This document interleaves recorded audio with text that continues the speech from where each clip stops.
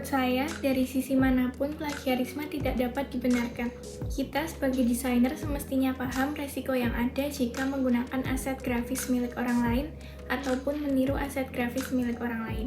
Sikap seharusnya seorang desainer grafis sebelum memamerkan ataupun menjual karyanya adalah dengan memastikan keorisinalitas dari desain yang kita buat. Salah satunya mengecek dengan Google Image, sehingga dapat menampilkan gambar yang serupa di internet. Desain yang kita buat dapat didaftarkan dalam Haki agar menghindari kasus plagiarisme di masa mendatang.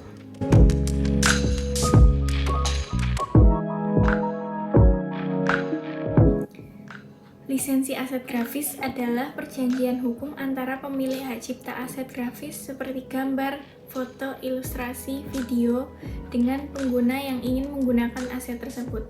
Lisensi ini memberikan hak kepada pengguna untuk menggunakan aset grafis tersebut dengan syarat-syarat tertentu yang telah disepakati. Berikut jenis-jenis lisensi. Yang pertama, public domain. Lisensi ini bebas digunakan untuk kepentingan apapun, baik kepentingan komersial maupun kepentingan personal. Yang kedua, free personal. Lisensi yang satu ini cukup digunakan untuk kepentingan pribadi saja dan tidak boleh dijual dalam bentuk apapun. Yang ketiga ada free komersial. Lisensi jenis free komersial bebas digunakan untuk kepentingan komersial dan mungkin ada beberapa syarat yang diberikan sang kreator tersendiri. Keempat, ada free commercial extended. Lisensi jenis ini bisa digunakan untuk kepentingan komersial dan banyak dipakai oleh perusahaan besar. Biasanya perusahaan memakai lisensi ini untuk website, aplikasi, dan aset game. Kelima, open font license. Jenis lisensi yang satu ini biasanya terdapat pada font. Lisensi ini memungkinkan kita bisa memakai fontnya untuk kepentingan pribadi dan komersial. Yang keenam, donationware. Jika berlisensi donationware, kita diharuskan untuk mendonasikan sejumlah uang kepada sang kreator atau pemilik terlebih dahulu sebelum kita menggunakan aset yang dibuat.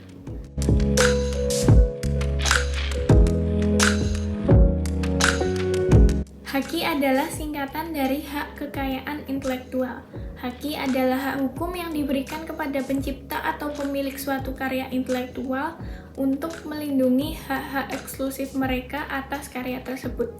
Haki mencakup hak cipta, hak paten, hak merek dagang, dan hak desain industri. Hak cipta melindungi karya-karya seperti tulisan, musik, film, seni, dan desain. Hak paten melindungi hasil penemuan dan inovasi dalam bidang teknologi. Hak merek dagang melindungi merek atau logo sebuah perusahaan atau produk. Hak desain industri melindungi desain suatu produk.